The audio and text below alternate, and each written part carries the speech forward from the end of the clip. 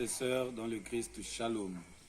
Nous célébrons aujourd'hui le 6e dimanche du temps ordinaire de l'année B.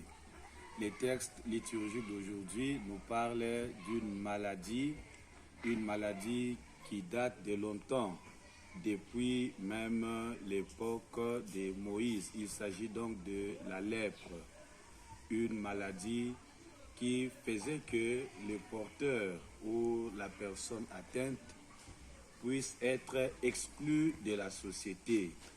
Cette exclusion, c'était juste pour éviter la contamination, pour éviter que la maladie soit répandue.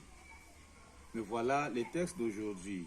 La première lecture, tirée du livre de Lévitique, nous invite justement à nous rendre compte de la procédure qui devrait entrer en vigueur lorsque une personne est déclarée malade ou bien atteinte. Mais l'Évangile nous présente la compassion de Jésus, Jésus qui veut justement réinsérer l'homme dans la société. Jésus qui veut restituer encore la dignité de la personne. C'est justement le règne ou le royaume qu'il est venu lui-même établir. Un royaume qui n'exclut personne. Un royaume qui accueille tout le monde, même les marginalisés, même les rejetés de la société. Voilà, mes chers frères et sœurs, les thèmes d'aujourd'hui nous invitent à méditer et à réfléchir sur l'exclusion que nous voyons dans notre société. Aujourd'hui, pas mal de gens sont exclus de la société. Certains sont exclus à cause de leur appartenance ou croyances religieuses. Il y a un autre groupe de gens qui sont exclus à cause de leur origine, à cause de leur race. Il y a un autre groupe de gens qui est exclu dans la société parce qu'ils ont montré ou manifesté leur adhésion à une idéologie quelconque. Ça peut être une idéologie politique ou autre que je ne sais pas, que nous-mêmes nous connaissons. Il y a aussi des personnes qui sont exclues de la société parce qu'ils sont pauvres, parce qu'ils n'ont rien, parce qu'ils appartiennent à une classe sociale, une classe basse, à un rang social de pauvres. Il y a aussi des personnes qui sont exclues à cause de leur genre, peut-être parce qu'ils sont femmes ou bien ils sont hommes. Alors ils ne peuvent pas participer à un regroupement ou à une assemblée. Jésus vient pour regrouper, réunifier, pour faire de nous un seul peuple, une seule nation. Voilà l'Église et la maison de tout le monde. Tout le monde doit se sentir à l'aise dans la maison de Dieu.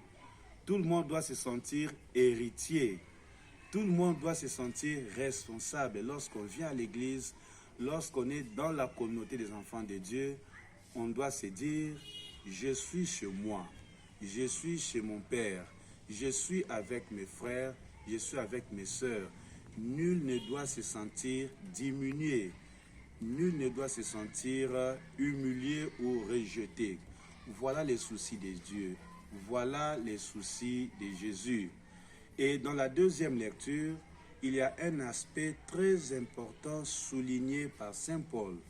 Il nous dit, il fait l'effort de s'adapter aux autres. Paul ne demande pas. Voilà, avec sa position sociale, il pouvait d'ailleurs demander aux communautés qu'il accueillait, au peuple qui était tout autour de lui, de s'adapter à son comportement ou à sa conduite. Mais Paul nous dit le contraire. Paul dit, je fais tout pour m'adapter aux autres. C'est-à-dire, ne cherchons pas à ce que les autres soient ce que nous voulons qu'ils soient, mais soyons plutôt ce que les autres veulent que nous soyons pour eux. Et c'est à la mesure où nous essayons de nous accommoder à ce que les autres s'attendent ou veulent qu'il y aura une réciprocité, qu'il y aura, comme on dit en mathématiques, une flèche aller et accompagnée d'une flèche retour. Si je ne me trompe pas, on appelle cette opération la transitivité en mathématiques. Voilà, ça, apprendre à s'adapter à la logique des autres. Et chercher à ce que les autres, à comprendre les autres. C'est ce que Saint François d'Assise nous dit dans sa prière, que je ne cherche pas à être compris, mais plutôt à comprendre les autres. C'est ça l'essence d'être chrétien. Et celui qui cherche à s'adapter aux autres, à comprendre les autres, voilà celui qui n'exclut personne, voilà celui qui rassemble tout le monde, et voilà surtout celui qui a compris, nous sommes tous enfants de Dieu. Nul ne peut être exclu dans les bercails, dans la maison de Dieu. Mais Saint Paul nous dit aussi d'être les imitateurs du Christ. Soyez imitateurs du Christ. Imitons Paul, puisque Paul imite le Christ. Imiter, c'est suivre pas sur pas, c'est suivre textuellement, c'est faire comme, c'est dire comme, c'est agir comme. Alors par le fait d'agir ou d'imiter Jésus, nous devons faire comme Jésus. Nous devons aimer comme Jésus, nous devons parler comme Jésus. Voilà ce qu'il a fait aujourd'hui à ces lépreux. Il les guérit et il les réinsère, il restaure même sa dignité dans la société et sa dignité comme enfant de Dieu.